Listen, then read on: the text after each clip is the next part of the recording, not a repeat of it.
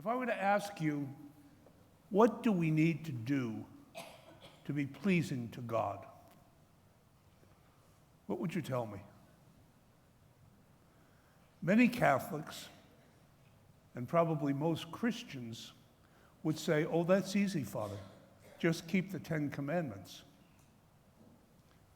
Well, if you keep the 10 Commandments and that's it, you're a good Jew. You're not necessarily a good Christian, because the commandments were given to the Jewish people, and they are the foundation of Christian morality. Jesus made it very clear, I have not come away to do away with the commandments, but that they are merely the foundation of the new law. And the new law is what we've just listened to, those of us who were here on time to listen to it, of the Beatitudes. The Beatitudes really are a celebration of discipleship to Jesus Christ. The Beatitudes, first and foremost, describe Christ. Blessed are the poor in spirit. Who are the poor in spirit? What does that mean? That means people who know who they are. They don't have to pretend to be somebody else. They don't have to try to impress anybody. They don't have to try to dazzle them with their wealth or their power or their influence. They can just be themselves because they know who they are before their God. They know who they are to themselves, and they know who they are to other people. These are truly the poor in spirit, the humble, in other words, and not in any false humility like Uriah Heep in Charles Dickens, who goes around rubbing his hands together and saying, oh, I'm a very humble man. I'm very humble. I don't think I'm better than anybody else. And all the while he's plotting the downfall of all of the good people around him. That's not the kind of humility we're talking. The kind of humility we speak of is closely linked to truth. The truth of who I am, the truth of who you are, the truth of who God is. Blessed are the poor in spirit. First and foremost, Jesus himself. No one was ever more self-aware of exactly who he was than Jesus Christ. Blessed are the meek. Jesus is the one who told us one time, learn from me, for I am meek and humble of heart. Your souls will find rest, and your spirits will find peace. And it goes on, blessed are the peacemakers. Blessed are those who hunger and thirst for justice. So Jesus, in the Beatitudes, is first and foremost describing the characteristics of his own life, of his own ministry. But then, and this is the key, then he is also laying down the characteristics of a disciple, of one who would follow him. You and I are called to be poor in spirit. You and I are called to be meek. You and I are called to all of the other wonderful characteristics laid out in the Beatitudes. It's very interesting with the Beatitudes, that in Matthew's version, there are two versions of the Beatitudes, Matthew and Luke. Matthew has 8 Beatitudes. Luke has only 4. But he balances the four Beatitudes with 4 maledictions. So where Matthew says, blessed are the poor in spirit, Luke simply says, blessed are the poor. And he balances that by saying, woe to you who are rich. Woe to you who laugh now. Woe to you who seek for yourselves. Those are the maledictions. But Matthew just gives us the benedictions, the Beatitudes. And that is the core of the new law of Jesus, how we are to live. If we obey the commandments, that's a very close-ended thing, isn't it? We do certain things, and God is tickle pink with us. That was the notion the Pharisees had. As long as we obey the externals of the law, God has to be tickle pink with us. And Jesus said, no. There's nothing we can do to force God to love us. There is nothing we can do to force God to bless us.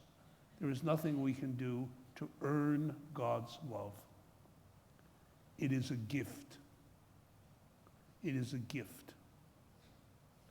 And the first thing we have, the first step we have as Christians, the first duty we have as Catholics is what? To allow God to love us. To allow God to love us. Much easier said than done. But the initiative always comes from God. It doesn't come from us. It comes from God. God is the one who gives us life. God is the one who gives us salvation. God is the one who calls us to follow his Son. God is the one who gives us the Beatitudes, revealing to us what he wants us to be, not what we want to be. The other aspect of the Beatitudes is that in many cases they go against the human grain. Who of us, as a human being, wants to be meek and humble? Maybe some people do, but most of us would just as soon vaunt ourselves, impress other people. That's not God's way. That's not God's way. In other words, what the Lord tells us is that after all is said and done, this is the message of the cross, by the way. After all is said and done, you look up at the cross, and you know what the dual message is of the cross? Whenever you come into church, look up at this crucifix and keep two things in mind. It's not about you. It's all about you. Both those. It's not about you. That's what God the Father was saying to Jesus in the Garden of Gethsemane. Jesus was pouring out his heart and telling his Father what he did not want. He did not want to have to go to the cross. He did not want to have to suffer. And what did the silence of the Father say? My son, it's not about you.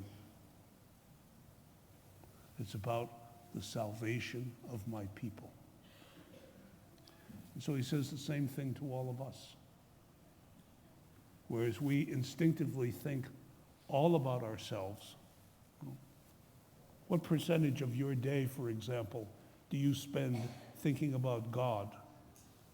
And what percentage of your day do you spend thinking about yourself? What I'm going to have for dinner, what my plans are, what I need to do. Most of us are still very self-centered. What we are called to be is Christ-centered, so that we can say with John the Baptist, he must increase, I must decrease. Or we can say with St. Paul, I live now, not I, but Christ lives in me. That's the call of the Beatitudes to all of us, to allow Christ to take our minds, to take our hearts, to take our lives, that we live for him. And in living for him, we live for others, especially those in need.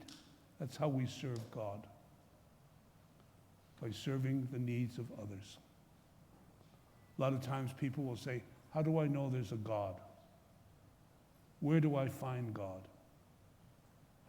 You find God in the eyes and the hearts of your brothers and sisters, especially those in need. I remember one time, Mother Teresa was at Mass with a priest, and he was trying to impress Mother with the depth of his wisdom. And so he goes on and on and on about how it is our responsibility as Christians to bring Christ to the poor. And Mother Teresa was steaming. She came up to him after Mass, and it's a little bitty thing. Comes up to her after Mass and shakes her bony finger at the priest and says, "Father, we do not bring Christ to the poor. The poor bring Christ to us." Of course, he said, "Oh, yes, Mother, yes, that's what I meant to say." Sure it was. So these Beatitudes are very, very in-depth, pointing to what we are called to do in our lives, far beyond the commandments of Moses, but including those commandments and fulfilling and perfecting them. Got it? You sure? Good.